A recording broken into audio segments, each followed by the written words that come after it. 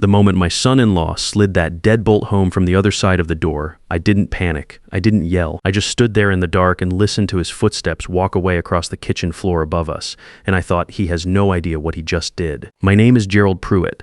I'm 68 years old.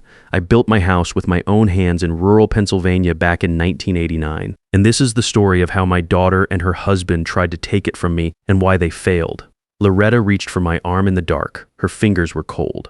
They had been cold for months, ever since her blood pressure started giving her trouble. She gripped me hard, the kind of grip that asks a question without saying a word. I leaned close and said quietly, "Don't make a sound, they think they've won." They haven't. She didn't ask me what I meant. After 41 years of marriage, Loretta knows that when I use that tone, low, steady, no fear in it, I've already thought 3 steps ahead. She loosened her grip, took a slow breath, and trusted me. That trust is the only thing in this house that matters more than the house itself. You need to understand the house first because the house is the whole story. I built it myself, not hired out, not managed from the sideline. I poured the foundation, laid the framing, ran the wiring, set every stone on the exterior with my own 2 hands. I was 34 years old, a licensed contractor who had spent a decade building homes for other people and decided it was time to build one that would belong to no one but us. Loretta was 31 and pregnant with our daughter Pauline. We had agreed, before this child comes into the world, she is going to have a real home to come into. It took 16 months.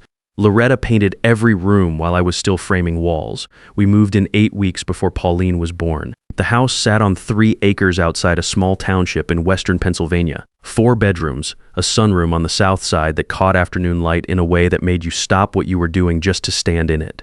And a basement I designed myself. Half workshop, half what I called a wine cellar, though in the early years, it was mostly canned goods and old tax returns down there. Over the years, the wine cellar became the real thing. Loretta developed a taste for good Burgundy in her 40s, and I was happy to keep up with her. By the time Pauline was in college, we had a collection worth storing right. Climate-controlled rack I built myself, heavy oak door, exterior bolt on the door frame at Loretta's request.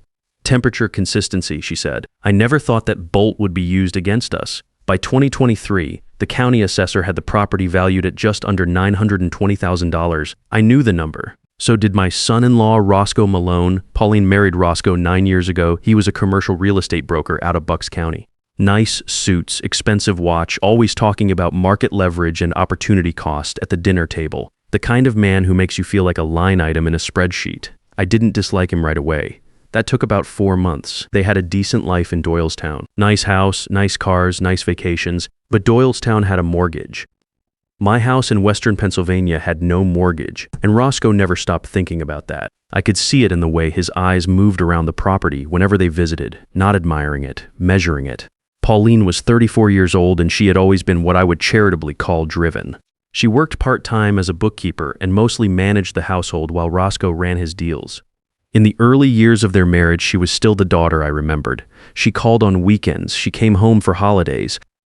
But somewhere along the way, something shifted. I noticed it first in the small things. The way she stopped asking how we were doing and started asking about the property taxes.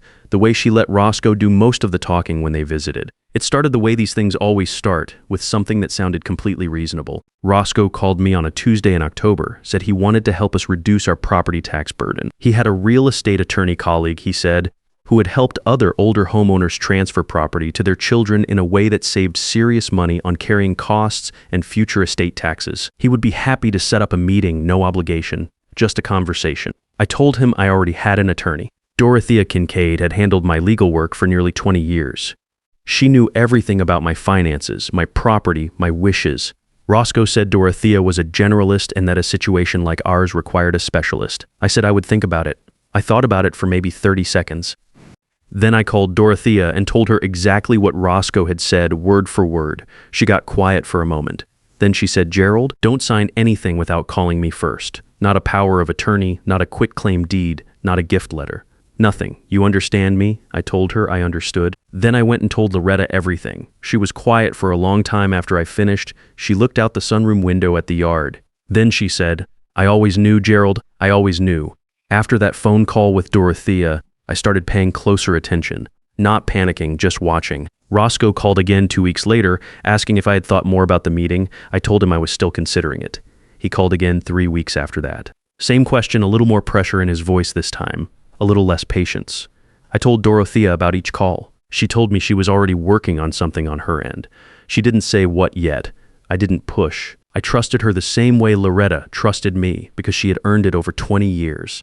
What none of them knew, not Roscoe, not Pauline, not anyone except me, was what was sitting inside the back wall of that wine cellar. In 1991, 2 years after we moved in, I built a concealed cavity into the back wall of the cellar. I was a contractor. I thought about structures. I thought about things that needed to hold long after the builder was gone.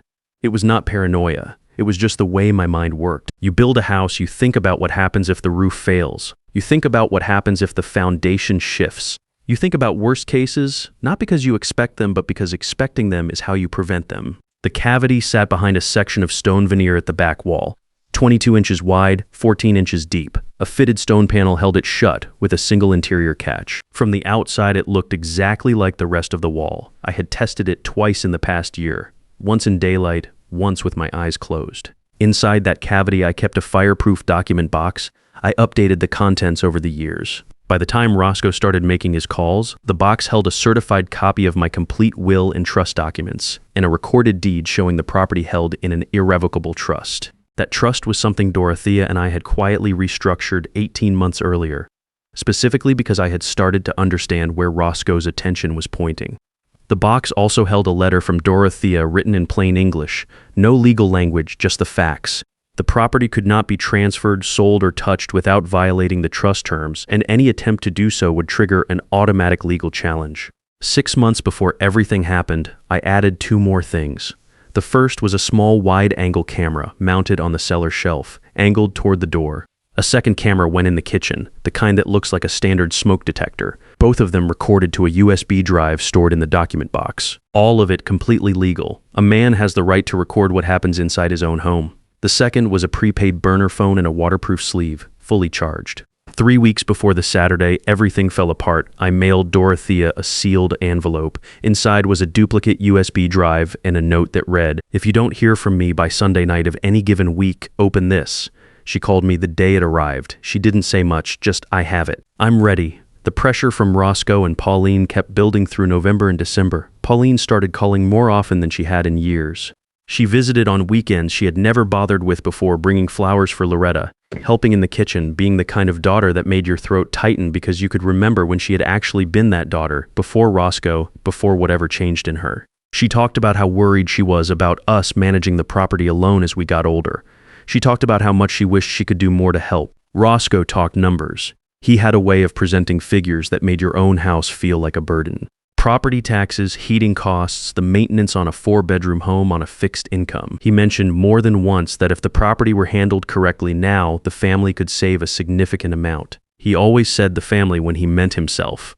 Loretta's blood pressure had been up since the previous spring. Her doctor called it manageable, which is the word doctors use when they mean serious but treatable. She tired more easily than she used to. I had taken over more of the household tasks, the grocery runs, the yard work, things she had always handled without a second thought. I think Roscoe noticed the change in her. I think he decided her health was his opening. The meeting came on a Saturday in late January. It was cold.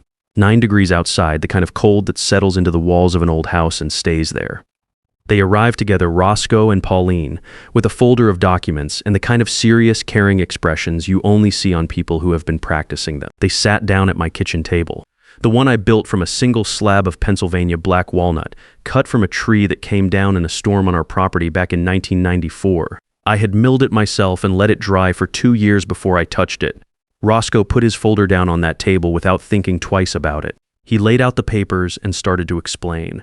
The document was a quitclaim deed, full transfer of the property to Pauline, with a life estate clause that was supposed to allow Loretta and me to remain in the house until we died. Roscoe explained it the way he explained everything, smooth and fast, with just enough complexity mixed in to make you feel that asking questions was a sign you didn't understand. I read every line. I took my time. Roscoe's jaw got tighter with every page I turned. When I finished, I set the papers down and looked at my daughter. I said, "Pauline, a life estate can be revoked by the deed holder under certain conditions. Did you know that?" She looked at Roscoe. He looked at the table. I said, "I'm not signing this."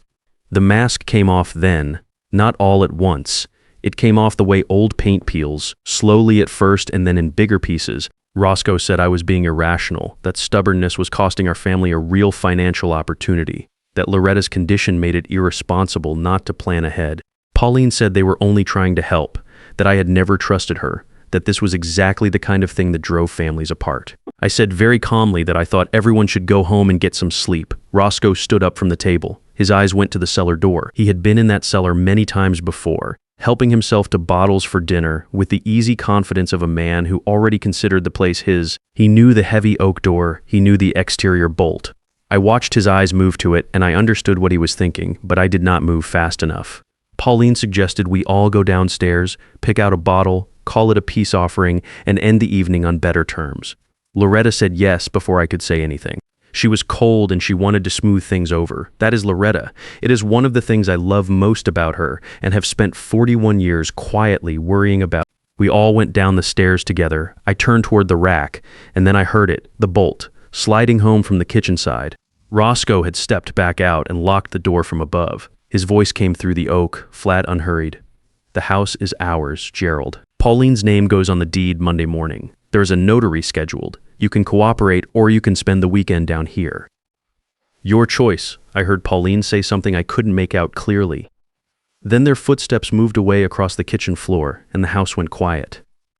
Loretta grabbed my arm in the dark. The overhead bulb had been switched off from the panel upstairs. Her grip was fierce. I said quietly, Loretta, they made a mistake. She said, Gerald, I don't have my medication. It's freezing down here. I said, I know. Give me 4 minutes.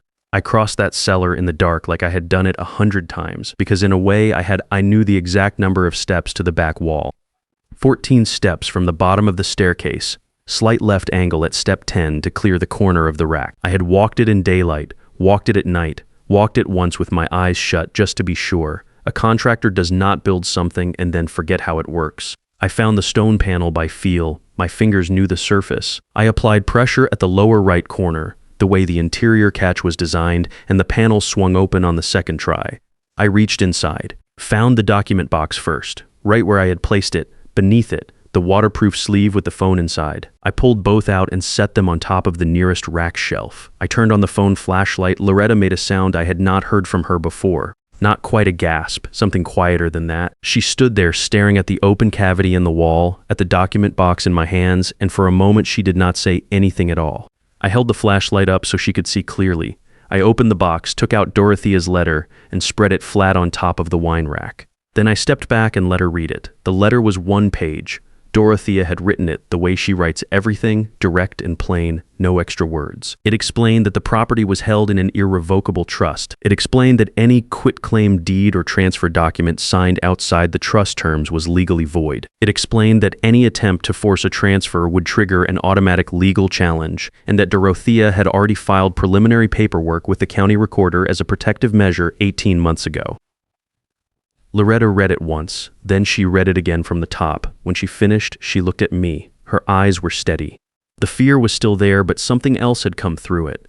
I said, they cannot have the house. The trust makes everything Roscoe prepared completely void. But I need to make 2 calls right now. She nodded and did not say anything else. That is one of the things about Loretta. She knows when to let a man work. The first call was to Dorothea. She picked up on the first ring. I told her where we were and what had happened. She did not sound surprised. She told me the emergency injunction paperwork had been drafted and sitting on her desk for 3 weeks. She told me the notary Roscoe had scheduled for Monday morning would find a cease and desist notice waiting for him before he left his driveway. She told me she had already placed a call to the township police non-emergency line the previous evening after I sent her a single word by text the night before. The word was tomorrow. Then she told me something I had not yet shared with Loretta. 3 days earlier, Dorothea had arranged for a man named Alton Reeves to contact Roscoe posing as a cash buyer interested in rural Pennsylvania properties. Alton was a licensed private investigator she had worked with before. Roscoe had been quietly pitching our property to outside investors for weeks, describing it as coming available soon, well before any transfer had been finalized or any document signed. He had been that confident. Roscoe had invited Alton to come to the house that same afternoon to take a look at the property. Alton was parked at the end of our driveway at that exact moment, waiting. Dorothea said, "Call 901 WED now. I will handle everything else from my end." The second call was to 911. I told the dispatcher as clearly as I could that my wife and I had been locked inside our own basement by our daughter and son-in-law, that my wife had a blood pressure condition and had not taken her evening medication. that the temperature in the cellar was well below what was safe for her, and that I needed police and an ambulance at our address immediately. The dispatcher asked me to confirm we were not in immediate physical danger. I looked at Loretta. She was sitting on an old wooden crate with the document box resting in her lap, reading Dorothea's letter a third time under the flashlight beam. Her hands were steady. Her face had settled into the expression she gets when she has made up her mind about something and there's nothing left to argue about. I said, "We are safe, but please send someone quickly." "It is very cold down here." I kept the phone screen on after the call and watched the minutes.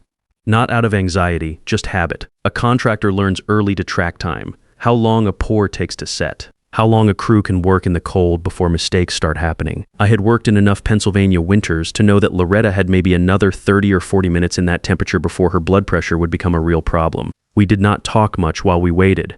There was not much to say that the situation had not already said for us. At one point, Loretta looked up from the letter and said, "How long have you known this was coming?" I said, "I started taking it seriously about 2 years ago. But I think I knew something was off about Roscoe from the first year."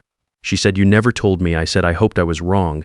She looked at the open wall cavity for a moment. Then she looked back at the letter in her hands. She said, "You built this whole house, and then you built a way out of it and never said a word." I did not have a good answer for that. I just moved closer to her on the crate and put my arm around her shoulders because the cold was getting into the stone walls and she needed the warmth more than she needed an explanation right then. Police arrived 18 minutes after my call. We heard the knock at the front door first, then Roscoe's voice, calm at first, then less calm. Then the officer asking to step inside. A short silence, footsteps crossing the kitchen, the bolt sliding back, light poured down the cellar stairs.